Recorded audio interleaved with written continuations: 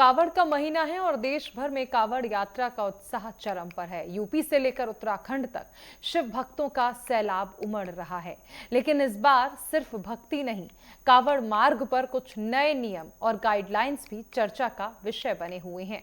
मेरठ से गुजरने वाले कावड़ मार्ग पर जिला प्रशासन ने तमाम रेस्टोरेंट्स, ढाबे और खाने पीने के ठेले को लेकर कुछ सख्त हिदायत जारी की। इस रिपोर्ट में देखिए पूरा मामला क्या है।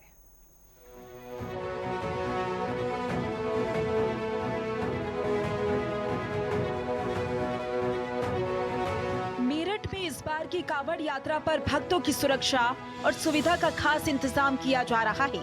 प्रशासन और समाज दोनों मिलकर ये कोशिश कर रही हैं कि लाखों शिव भक्तों की ये यात्रा बिना किसी परेशानी के पूरी हो। लेकिन एक बार फिर कावड़ यात्रा को लेकर सियासत गर्म है।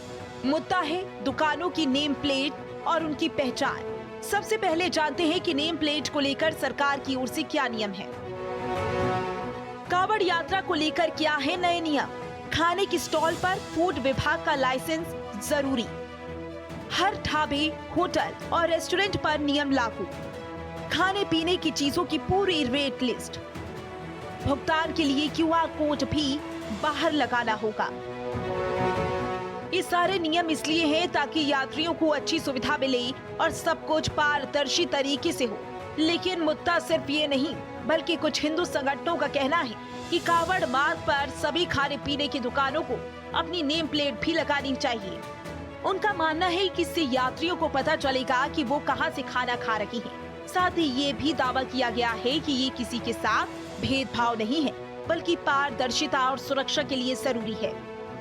ऐसे होटल, ढाबे, चाय की दुकान, मिठाई की दुकान, जूस की दुकान है जो हमारे देवी देवताओं के नाम से या सनातन धर्म के लोगों के नाम से चलाए जाते हैं, लेकिन वे चलाने वाले सनातन धर्म के नहीं, वे मुसलमान होते हैं।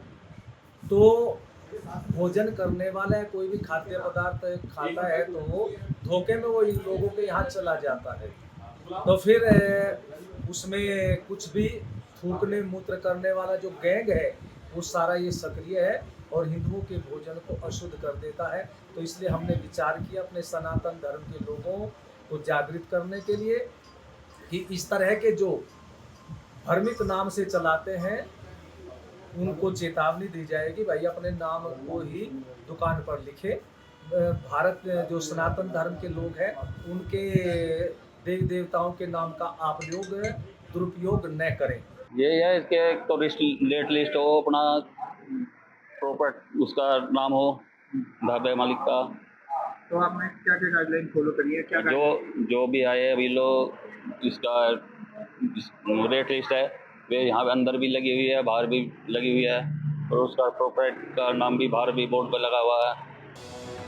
हाल ही में नेटवर्क 10 ने एक ऐसे ठेले संचालक से बात की जो वेज बिरयानी बेचते हैं लेकिन धर्म से मुस्लिम है। ठेले पर भी नेम प्लेट नहीं पाई गई। हालांकि ठेला संचालक खुद बोर्ड लगवाने के पक्ष में नजर आया।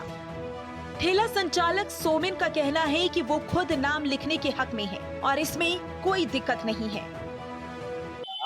वहाँ पे जो है नाम हम दूसरा रखते हैं, अपना नाम लिखते हैं और जो जो रहते हैं हमारे टेबल सबके नाम लिखते हैं, अपने सारी चीजें लगाते हैं, पूरा बोर्ड लगाते हैं। नाम लिखने का जो आदेश आया, कितना सही मानते हैं आप?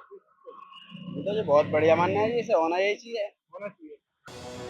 वहीं यात्रियों और आम लोगों ने प्रशासन के इस कदम का खुले दिल से स्वागत किया। उनका मानना है कि इससे सफाई, भरोसा और ईमानदारी तीनों मजबूत होगी। यात्रियों ने कहा कि रेट लिस्ट हो चाहे क्यूआर कोड, ये सब बहुत अच्छा है। भगवान की भक्ति में कोई रुकावट ना आए, इसलिए ये सब जरूरी है। तो बिल्कुल सही चीज़ है जी, और कावड़ का टाइम चलने वाला है, सारी चीज़ें तो होनी चाहिए क्योंकि जो कावड़ यात्री है ज़्यादातर हिंदू जगह पे ही रुकते हैं, जो हिंदू बनाते हैं वहीं रुकते हैं।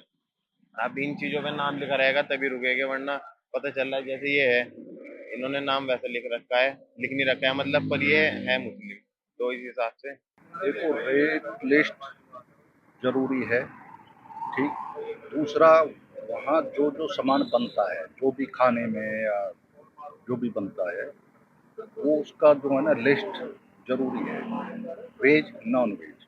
जो हम कांवर लेने जा रहे हैं, जो कांवरिया होता है वो उस जगह नहीं रुकेगा जहाँ नॉन वेज।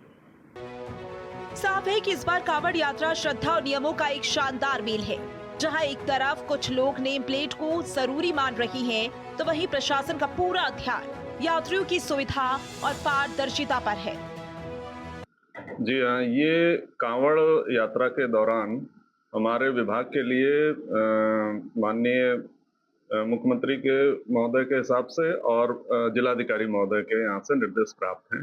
इसके अंतर्गत हम लोग एक फूड कनेक्ट ऐप है, जिसमें कि रेस्टोरेंट के बारे में अगर कोई अपना रेटिंग दे सकता है, रेस्टोरेंट के द्वारा तैयार किया गया भोजन सही है या नहीं है, किस प्रकार का है, इस तरीके की चीज़ें वो ऐप के थ्रू सीधे सीधे हमारे विभाग को बता सकता है। और इस तरीके के ऐप हम सारे रेस्टोरेंट वगैरह में लगवा रहे हैं। जो संबंधित विभाग है वो फूड एंड सिविल सप्लाई, तो सर्वोच्च न्यायालय के आदेश के अनुपालन में संबंधित विभाग अपना काम कर रहे हैं। तो जो रेस्टोरेंट वाला काम है food and civil supplies department कर रहा है, भीड़ प्रबंधन, क्राउड प्रबंधन और ट्रैफिक वाला काम वो पुलिस डिपार्टमेंट कर रहा है, और पूरी समन्वय के साथ सभी लोग काम कर रहे हैं।